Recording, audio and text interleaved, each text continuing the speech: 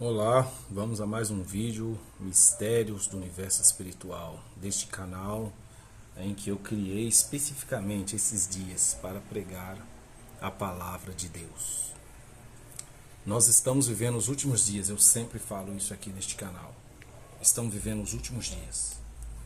Quando Erasmo que começou os últimos dias sobre a terra segundo a Bíblia? Desde 1798. Guarda essa data na sua mente. Desde 1798. Mais precisamente de 1844 para frente, iniciou-se o tempo do fim. Em 1798 aconteceu-se o evento da queda do Império Romano, do sistema romano papal, de supremacia papal, em 1798. Desde o ano 538 depois de Cristo até o ano 1798, próximo de nós agora, Roma reinou sobre a terra, né? É conhecido também como a Idade Média, a Idade Escura. Nessa época, a Igreja Romana ela oprimiu o povo verdadeiro de Deus que queria seguir somente a palavra de Deus. Muitas coisas aconteceram nessa época. Pesquisa aí no Google aí sobre a história esses anos de 1260 anos, porque dá um total de 1260 anos, tá? De 538 até o ano 1798 dá um total de 1260 anos, ok? Isso você vai encontrar falando profeticamente em Daniel capítulo 12, versículo 7. Lá é falado um tempo, dois tempos e metade de um tempo, profeticamente falando, tá? Eu fiz um vídeo no canal que está, se você pesquisar lá no meu canal, um tempo, dois tempos, metade de um tempo, 1260 dias. Você vai encontrar esse vídeo lá falando, eu estou explicando lá sobre esse período profético. Nesse período profético, nesse período de 1260 anos, Roma reinou e o povo de Deus, os verdadeiros seguidores de Cristo, foram perseguidos e muitos foram mortos, né? Muito bem, muitos mártires aí, né? Agora, de 1798 até o ano 1844, nós temos a passagem profética de Filadélfia, a igreja de Filadélfia, que se encontra em Apocalipse capítulo 3, tá?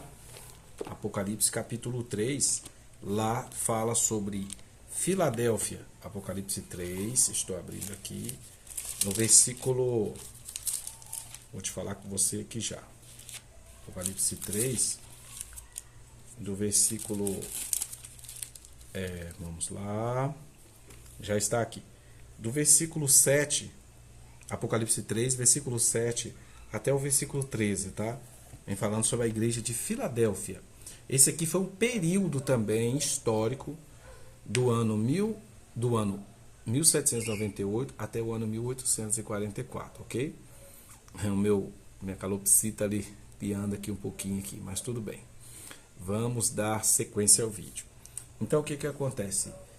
Em 1844 em diante para cá, até a volta de Jesus, nós encontramos um período de Laodiceia.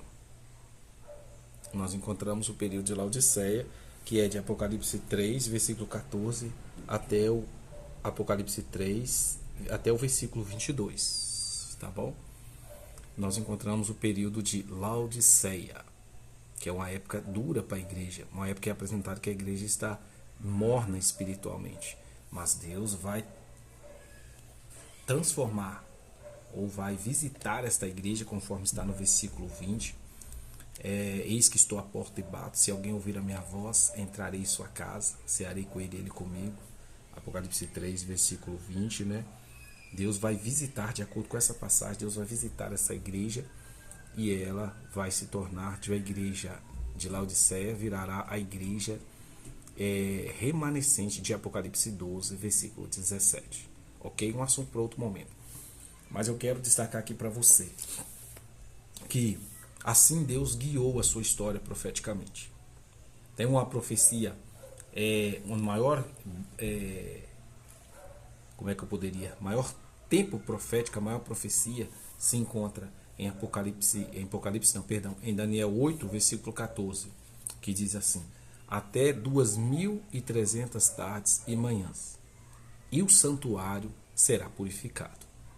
Após nessa profecia, quando se estuda ela, se entende. Daniel 8, versículo 14. Leia lá, confira na sua Bíblia. Quando se estuda profundamente as Escrituras Sagradas, se percebe que essa profecia, ela começou-se, de acordo com Daniel 9, em Daniel 9, fala que desde a saída da ordem para restaurar e para edificar Jerusalém, até ungido, 70 semanas. As 70 semanas de Daniel 9. Por meio desse estudo das 70 semanas, a gente consegue entender que a saída da ordem para restaurar e edificar Jerusalém foi no ano 457 a.C., na época do rei Artaxerxes, né, que se encontra, se não me engano, em Esdras, capítulo 7. Entende? O decreto, teve 3 decretos, e um dos decretos, o último decreto, foi na época desse rei, e desde esse decreto, a partir da contagem desse decreto, até até 1844 se dá o período de 2.300 anos. 2.300 anos, que começa da contagem desde a saída para restaurar e edificar Jerusalém, que foi no ano 457 a.C., até 1844. Se dá um período de 2.300 anos, que lá na verdade fala 2.300 tardes e manhãs, mas profeticamente, quando se estuda 2.300 anos, cada dia equivale a um ano. Então, profeticamente falando, cada dia equivale a um ano quando se estuda a profecia. Então, 2.300 dias proféticos, 2.300 tardes e manhãs equivale a 2.300 dias, ano proféticos. Ok?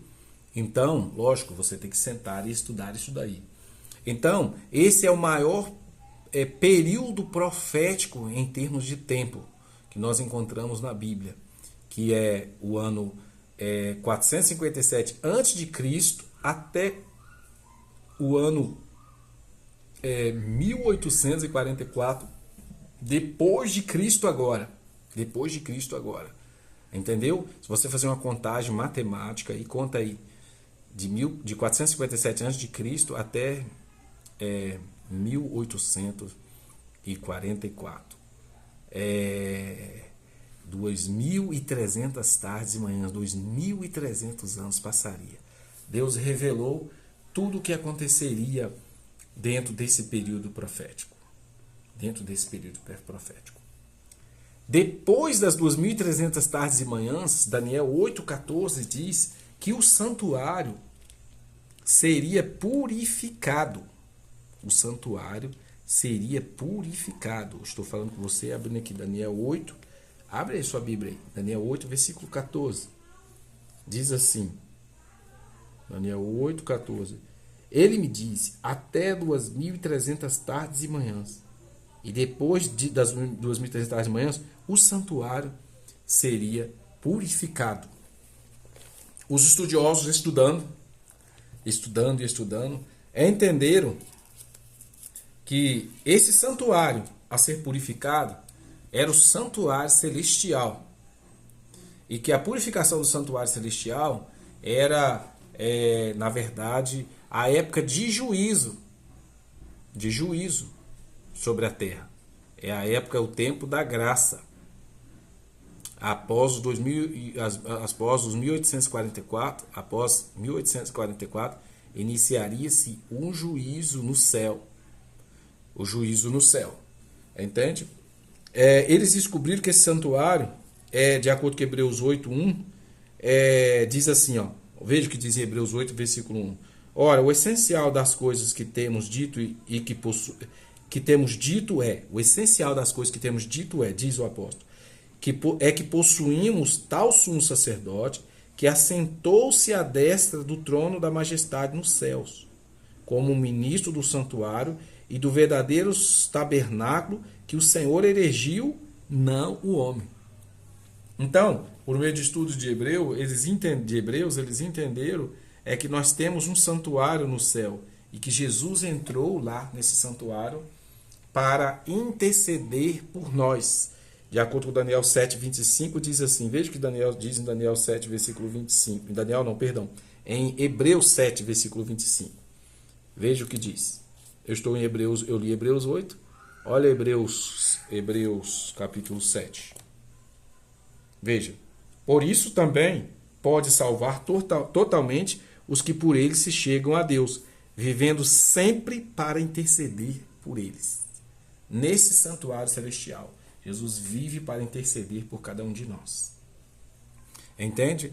Então, após o ano de 1844, quando chegou-se 1844, terminou-se os 2.300 anos proféticos. Terminou-se os 2.300 anos proféticos, ok? E começaria o juízo sobre a terra. O juízo sobre a terra. Época de juízo a qual nós estamos vivendo. Aqui em Daniel, capítulo 7, vem falando o momento em que se começa o que aconteceu. Veja Daniel 7. Estou abrindo aqui. Veja o que diz aqui.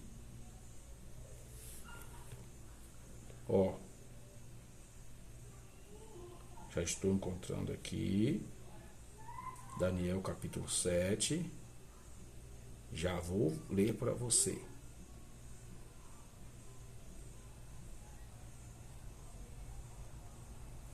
Já vou achar o texto para você.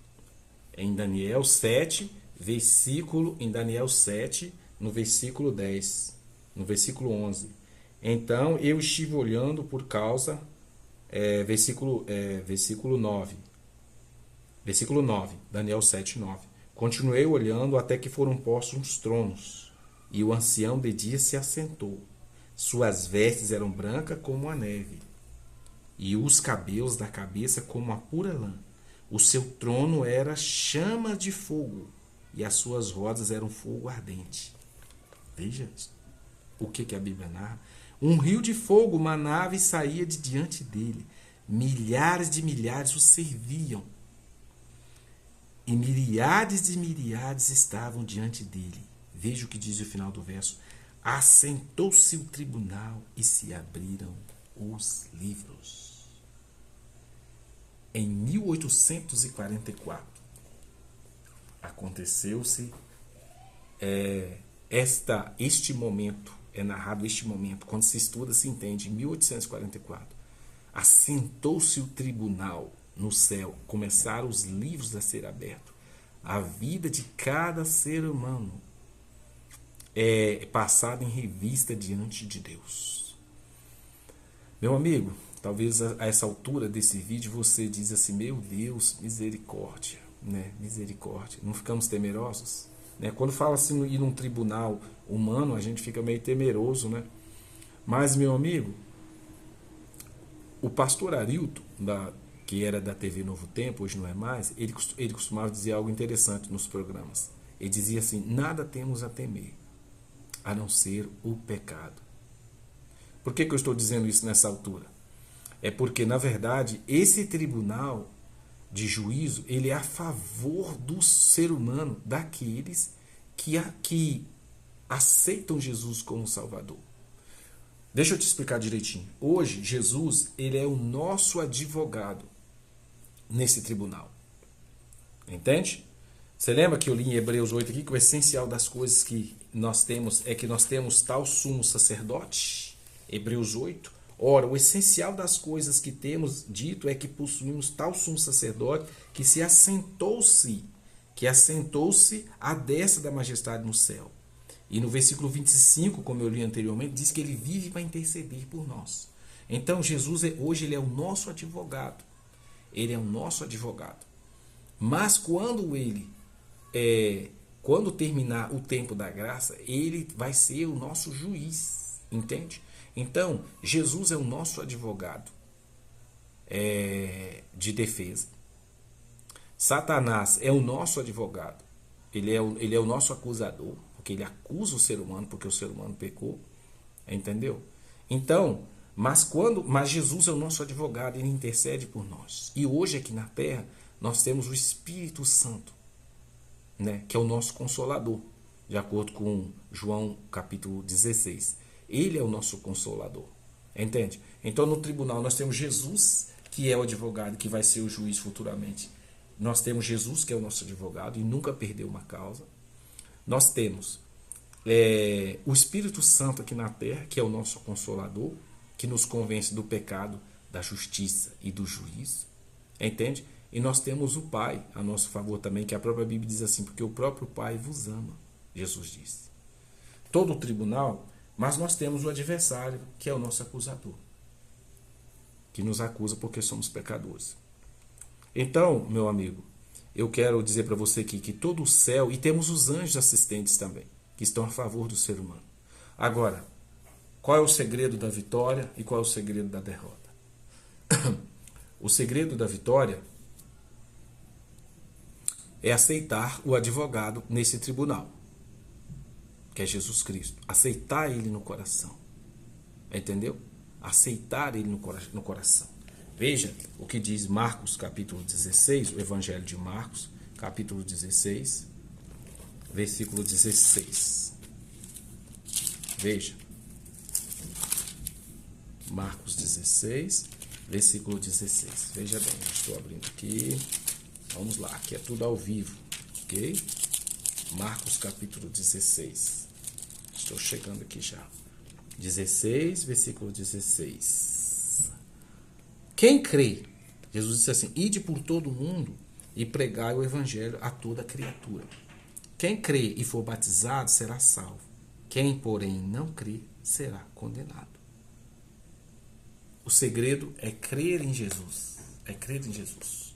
Nós temos, meu amigo, é crer em Jesus, aceitá-lo como Salvador, entendeu? Porque no tribunal, ele é a favor daqueles que aceitam ele como Salvador. Agora, você deve estar pensando assim, por que esse negócio de tribunal? De tribunal, né? Sentou um tribunal, quem aceitar Jesus é livre nessa condenação, quem não aceitar está perdido. Por que tribunal? Amiga, a história é longa. A história é longa. Deus criou a humanidade, o homem, e o homem quebrou uma lei eterna. Ok? Uma lei a qual, de acordo com Tiago 2,10, nós seremos julgados. Tiago 2, versículo 10. Estou falando isso aqui para você ler lá. De acordo com Tiago 2,10, nós seremos julgados por essa lei. E essa lei é eterna, ela sempre existiu. A lei que Jesus diz assim, amor a Deus e ao próximo. E a humanidade quebrou essa lei no coração. Tiago 2, versículo 10, aqui diz assim, ó. Porquanto qualquer que guarda toda a lei, mas tropece um só ponto, se torna culpado de tudo. Porquanto aquele que disse não adulterará também ordenou, não matarás. Ora, se não adulteras, porém matas, vens a ser transgressor da lei. Falai de tal maneira proceder como aqueles que hão de ser julgados pela lei da liberdade. E depois ele diz assim, porque o juízo é sem misericórdia para com aquele que não usou de misericórdia. E a misericórdia, ele diz, triunfa sobre o juízo. Amém, né? Então, meu amigo, esta é a lei de Deus eterna. E a humanidade quebrou ela por meio de Adão e entrou o pecado no mundo. Entende? E o mundo inteiro, meu amigo, a Bíblia diz que o mundo inteiro jaz do maligno, ele não obedece essa lei de Deus. Ele não obedece essa lei.